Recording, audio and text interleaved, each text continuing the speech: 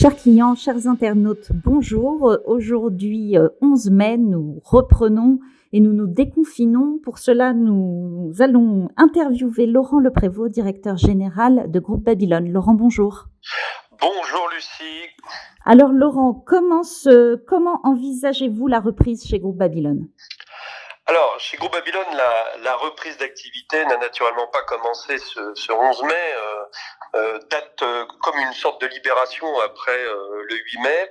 Non, c'est un long travail qui a commencé depuis l'annonce faite par Macron, le président Macron, des conditions de déconfinement. Donc, on a envisagé la première solution qui est celle privilégiée par les autorités gouvernementales, à savoir le télétravail. Donc, aujourd'hui, Groupe Babylone à une partie importante de ces consultants qui a repris le chemin du télétravail.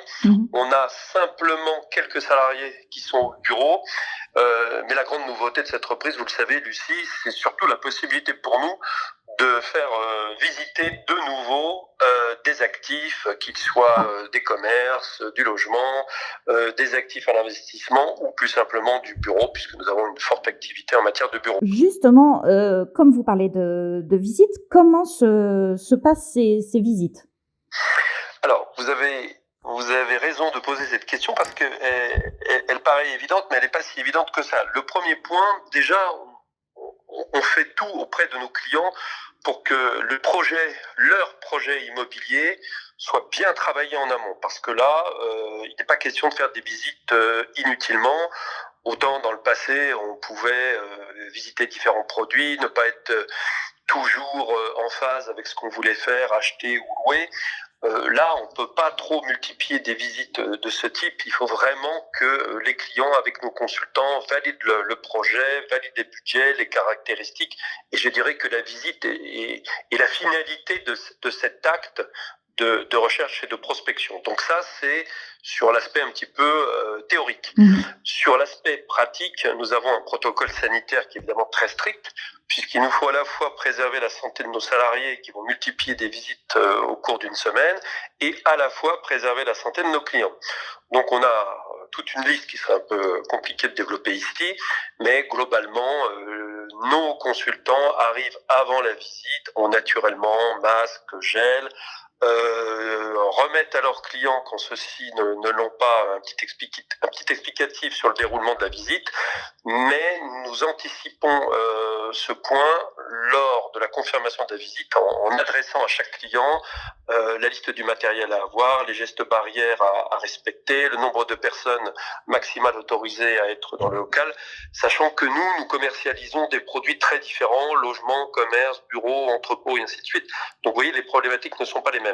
Mais les visites vont être un moment effectivement très important au plan sanitaire et évidemment du projet immobilier, parce que même si on admet que les visites virtuelles constituent en soi un outil intéressant, évidemment, peu de personnes n'achètent uniquement sur la base d'une visite virtuelle. D'accord, ok. Et alors justement, comment vous envisagez un peu ce marché ? Parce qu'on entend vraiment tout et n'importe quoi, si je puis dire. Vous, qu'en pensez-vous ? Alors, vous savez, le premier réflexe qu'on doit avoir et que les clients doivent avoir quand ils analysent une étude de marché, c'est déjà quel est l'auteur de l'étude. Parce que, évidemment, on peut tous et toutes, professionnels de l'immobilier, avoir intérêt à donner une version du marché de l'immobilier qui correspond aux intérêts de la société. Alors, donc c'est difficile et il y a toujours une part subjective. Ce que l'on peut dire, je vais vous donner un cas très concret, par exemple pour le logement à Paris. Nous avons mis il y a quelque temps plusieurs annonces sur le marché parisien et on a été submergé de demandes. Alors, est-ce qu'on peut tirer de cette expérience-là une généralité ? Certainement pas. Mais en tout cas, sur un appartement dans le 11e, on a reçu 110 demandes. Sur un appartement qui est dans le 16e arrondissement, on en a eu 40. Donc, il y a quand même une manifestation d'intérêt pour ce type de produit. Pour les autres, notamment sur la demande locative de bureaux, on pressent que c'est quand même plus compliqué. Pourquoi ? Parce qu'il y a encore beaucoup d'entreprises qui ont un autre souci, c'est de reprendre une activité économique. Donc le premier réflexe de ces entreprises, c'est pas forcément d'acheter ou de louer des bureaux. Mais c'est pour ça que le marché est réellement protéiforme, on a aussi un marché qui a été contrarié. Parce que quand le confinement a été décrété, beaucoup de projets étaient dans les tuyaux, certains ont été suspendus, puis annulés, puis de nouveau remis au goût du jour. Donc, sur le bureau, on pressent qu'il va y avoir des tensions, mais il y a quand même des marques d'intérêt. Sur le commerce, là encore, à l'achat, on a eu 2-3 produits qui ont entraîné des contacts. Ce qui va être beaucoup plus compliqué, c'est effectivement l'aspect locatif des commerces à Paris et première banlieue.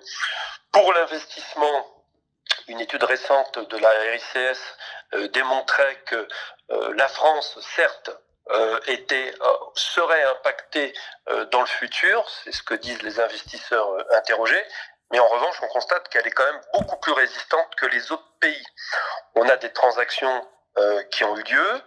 Là encore, je pense que dans l'allocation d'actifs, il y a plusieurs segments d'actifs qui vont être privilégiés. C'est le cas de la logistique, c'est le cas des locaux industriels, tout ce qui aujourd'hui donne un peu de visibilité sur les marchés. Donc c'est très contrasté. On peut absolument pas, au jour d'aujourd'hui, tirer des conclusions. On pressent qu'il va y avoir des arbitrages. On sait que pour les investisseurs, ce qui sera fondamental, c'est le risque locatif.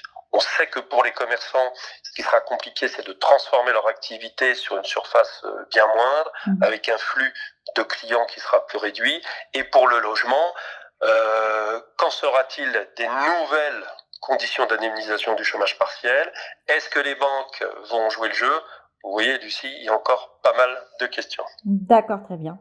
Merci beaucoup, Laurent, pour cette interview et on vous retrouvera très vite pour de prochains sujets. Merci à tous, au revoir.